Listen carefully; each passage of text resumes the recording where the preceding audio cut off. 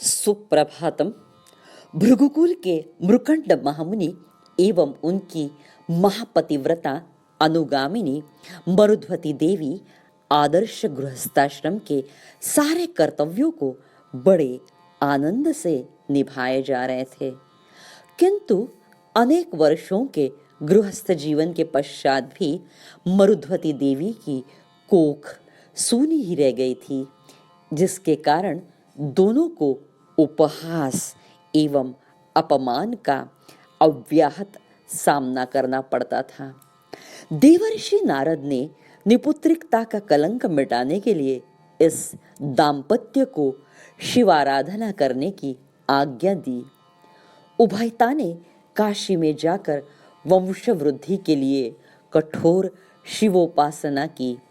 अंततोगत्वा चंद्रमौळीश्वर ने प्रसन्न होकर पूछा, हे मृकंड महामुनि, आपको दीर्घायुष्य गुणरहित दुराचारी पुत्र अपेक्षित है या 16 वर्ष का अल्पायुष्य धर्मपरायण गुणवान पुत्र?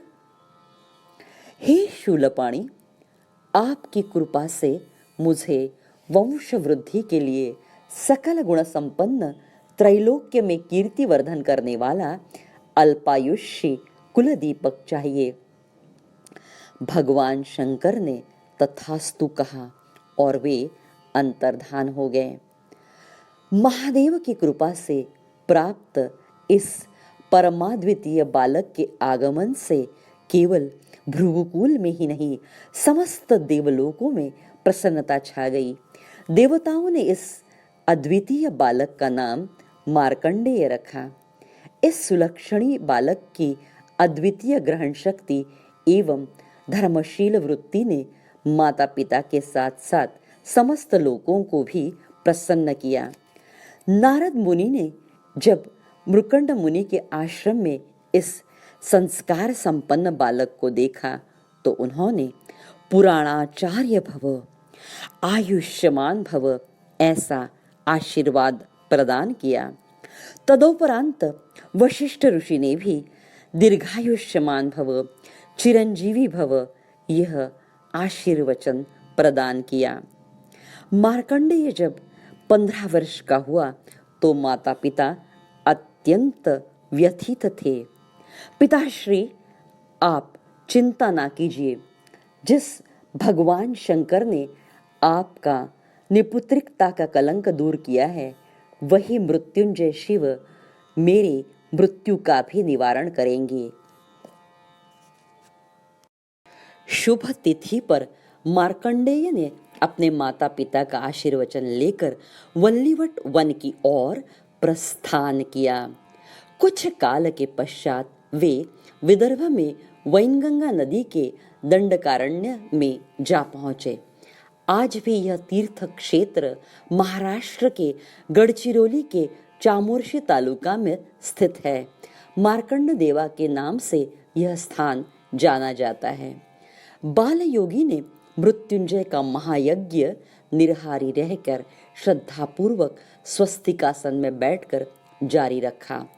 सातपुड़ा के पैरों तले स्थित डोंगरगढ़ संस्थान के वेण राजा को उनके तपश्चर्या के कारण भय लगने लगा।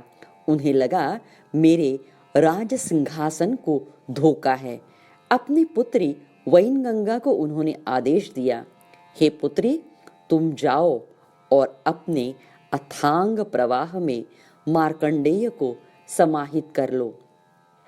वैनगंगा नदी का प्रवाह ऋषि के तपोभूमि तक जा पहुंचा, लेकिन बाल योगी की उग्र तपोबल को देखकर प्रदेश को जलमय किए बिना ही अभिवादन कर वैनगंगा नदी दक्षिण मार्ग से प्रवाहित हो गई। आज भी वैनगंगा नदी पीपल घाट से देवटोक तक उत्तर वाहिनी है। बाल योगी मार्कंडेय के तपोबल के सामर्थ्य के कारण यमदूत निर्धारित मृत्यु समय पर उनके प्राण हरण ना कर पाए। स्वयं यमराज नागपाश लेकर पुरस्चरण स्थान पर जा पहुंचे। भगवान शंकर जी की पिंडी को आलिंगन देकर अखंड मृत्युंजय का जाप करने वाले बाल योगी पर जब यमराज ने नागपाश फेंका तो क्रोधायमान शंकर जी ने भक्त रक्षणार्थ अपना त्रिशूल यमराज पर फेंका। यमराज मूर्छित हो गए, हाहाकार मच गया। समस्त देवताओं ने भोलेनाथ से क्षमा याचना की, उनका क्रोध शांत किया, यमधर्म की रक्षा की। बाल योगी मार्कंडेय का दृढ़ संकल्प एवं निस्सीम भक्ति देखकर महेश्वर ने उन्हें वरदान दिया, वत्स तुम सप्तकल्पांत तक अमर रहोगे, चिरंजीवी भव। मार्कंडेय ऋषि द्वारा रचित महामृत्युंजय स्तोत्र का महात्म्य बखान करते हुए महर्षि वशिष्ठ पद्म पुराण में कहते हैं, जो कोई मार्कंडेय रचित मृत्युंजय स्तोत्र का श्रद्धापूर्वक पाठ करेगा वह अकाल मृत्यु से निर्भय होगा। मानव कल्याणार्थ सतत प्रयत्नशील श्रेष्ठ पुराणाचार्य त्रिकाल ज्ञानी चिरंजीवी मार्कंड ऋषि को मेरा कोटि कोटि प्रणाम।